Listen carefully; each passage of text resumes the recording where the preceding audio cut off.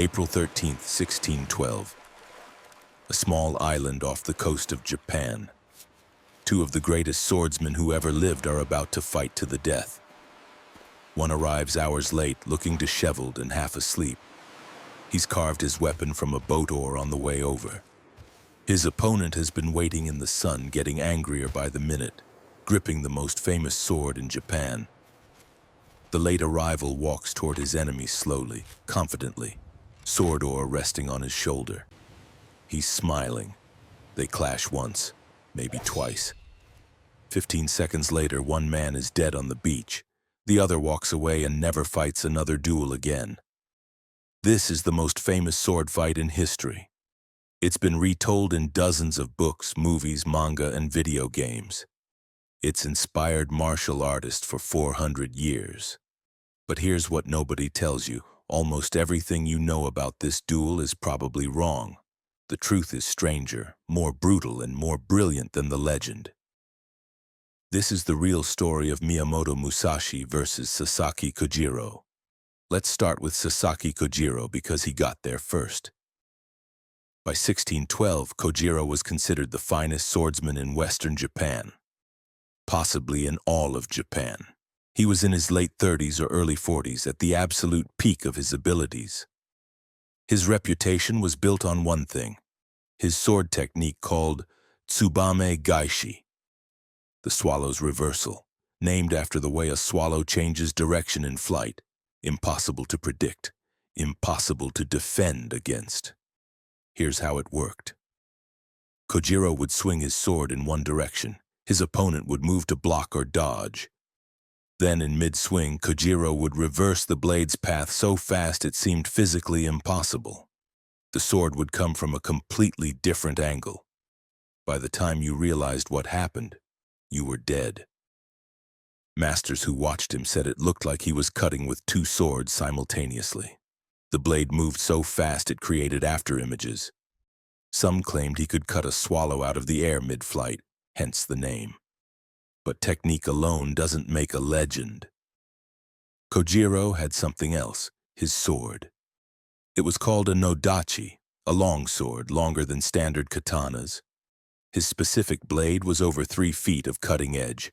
He called it the drying pole because it was as long as a pole used to hang laundry.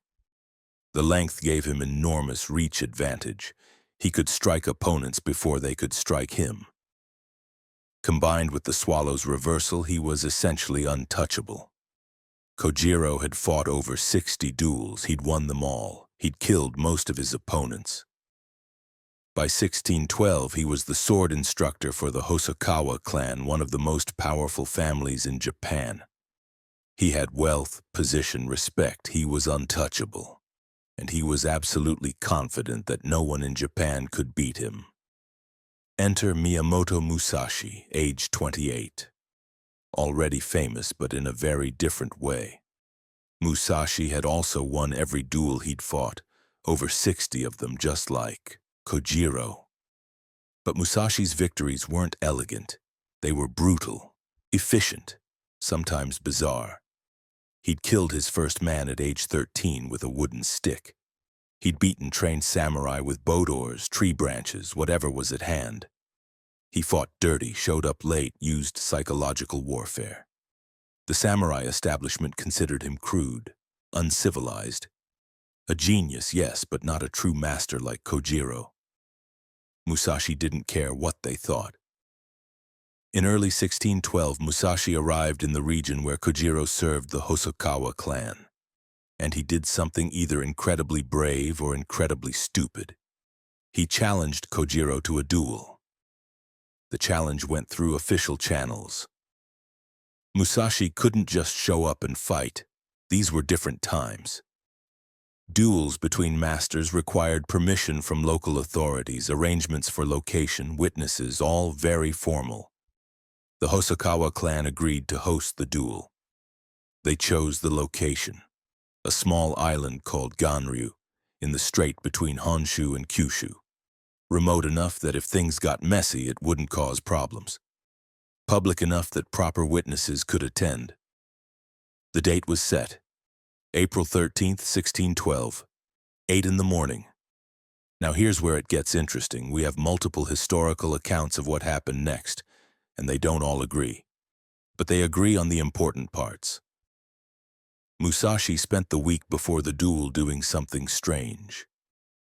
He withdrew from public view, stopped training. Some accounts say he was drinking and sleeping. Others say he was meditating. His friends and students were worried. Shouldn't he be practicing? Shouldn't he be preparing? They'd seen Kojirō train. The man was terrifying. Musashi told them not to worry. He said he'd already won. The night before the duel, Musashi stayed on the mainland while Kojirō went to the island early. Kojirō wanted to meditate, to feel the space, to prepare mentally. The morning of April 13th arrived, 8 o'clock. Official witnesses gathered on the island. Kojirō stood on the beach in full formal dress, his long sword ready. Musashi didn't show up. 9 o'clock. Still no Musashi. 10 o'clock. Kojirō was pacing now, getting angry. This was a massive insult. You don't make a master wait for a duel. You don't disrespect the occasion. Finally, around 11 o'clock, a boat appeared in the distance. Musashi was rowing himself to the island, slowly, casually. As he rowed, he was carving something from the boat's spare oar, shaping it, testing its weight and balance. When he arrived at the beach, he looked rough, hair unkempt, robes loose, no armor, no formal wear, and his weapon was a wooden sword he'd just carved from the oar. Not even a real blade. Kojirō was livid. According to witnesses, Kojirō drew his magnificent long sword and threw the scabbard into the sand. A gesture of absolute commitment. He wasn't sheathing his sword again until Musashi was dead. Musashi looked at the discarded scabbard and smiled. He said something that's been recorded in multiple accounts. Different versions, same meaning. You've already lost. A man who throws away his scabbard doesn't expect to survive. Then the fight began. Here's where accounts diverge significantly. We're 400 years removed from the event. Multiple writers have told the story, each adding their own details. But the core facts remain consistent across sources. Kojirō attacked first. He was the senior swordsman, the established master. He had every advantage, better position, better weapon, 3 hours to prepare while Musashi was still rowing over. He used his famous technique, the swallow's reversal, the unblockable strike that had killed dozens of men. But Musashi didn't try to block it. This is crucial to understanding what happened. Everyone expected a sword fight, block, parry, counter, the dance of blades that skilled swordsmen perform. That's what Kojirō trained for. That's what his technique was designed for. Musashi didn't fight that way. He moved forward into Kojirō's attack. Close enough that the long sword's reach became a disadvantage. The blade whistled over his head. Musashi had timed his movement perfectly. Then Musashi swung his wooden sword once, a single strike. He hit Kojirō in the head with the full force of his body behind it. The sound, witnesses said, was like a tree branch breaking. Kojirō fell. He tried to get up, tried to swing his sword one more time, but he was done. The strike had crushed his skull. He died on the beach within seconds. The entire fight lasted maybe 15 seconds. Musashi stood over Kojirō's body for a moment. Then he bowed to the witnesses, got back in his boat and rowed away. He never fought another formal duel for the rest of his life. So what actually happened? How did Musashi win?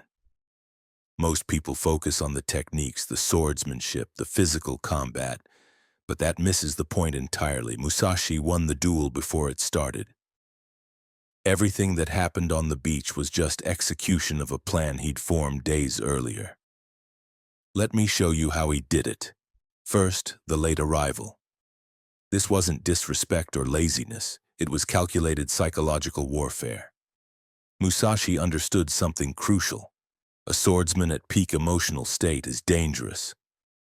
A swordsman who's been standing in the sun for 3 hours, getting progressively angrier and more agitated, makes mistakes. Kojirō was probably dehydrated, definitely frustrated. His emotional state was compromised. His perfect technique required perfect calm. Musashi took that away. Second, the wooden sword. Everyone assumed Musashi was disrespecting Kojirō by not using a real blade. But look at what he actually did. Kojiro's sword was over 3 feet long. Musashi's wooden sword was longer, nearly 4 feet, because he made it from a full oar. He negated Kojiro's reach advantage while appearing to handicap himself. Plus, a wooden sword at that size is essentially a club. It doesn't need to cut, it just needs to connect. And wood doesn't chip or break the way steel does when it hits bone. Third, the distance. Musashi didn't fight at the range Kojirō expected. He moved inside the long sword's effective range, where Kojiro's technique couldn't work properly. Kojirō had spent his entire life mastering sword combat at a specific distance. Musashi refused to fight at that distance. Fourth, and most important, Musashi understood that winning and fighting aren't the same thing. Traditional samurai dueling culture emphasized honor, proper form, demonstrating superior technique. Kojirō embodied this. His entire reputation was built on perfect execution of his signature move. Musashi didn't care about any of that. He cared about walking away alive. So he fought in a way that gave him the maximum advantage, laid a rival to disrupt his opponent's mental state, longer weapon than expected, closing distance to negate technique, one overwhelming strike to end it immediately. It wasn't beautiful. It wasn't honorable in the traditional sense. But it worked. After the duel, Musashi wrote extensively about strategy and combat. His book, The Book of Five Rings, is still studied today. One of his core principles: the purpose of combat is victory, not beauty. Do not become attached to a single weapon or technique. Adapt to circumstances. That's exactly what he did against Kojirō. Kojiro's death shocked the samurai world. The greatest swordsman in Japan, killed in 15 seconds by a younger man with a wooden stick. But Musashi's reputation after the duel was complicated. Some praised his brilliance. Others condemned him as dishonorable. The debate continues today. What's clear is that Musashi himself was changed by the experience. He never fought another formal duel.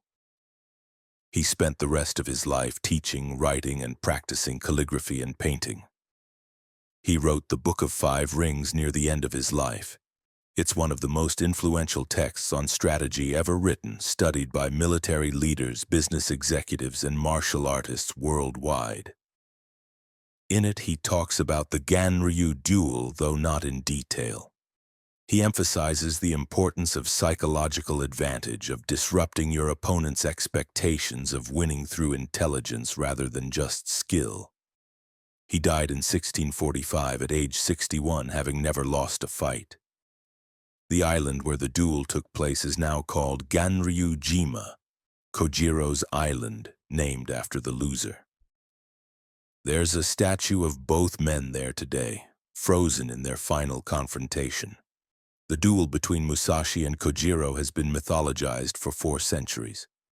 Movies show epic sword battles lasting minutes.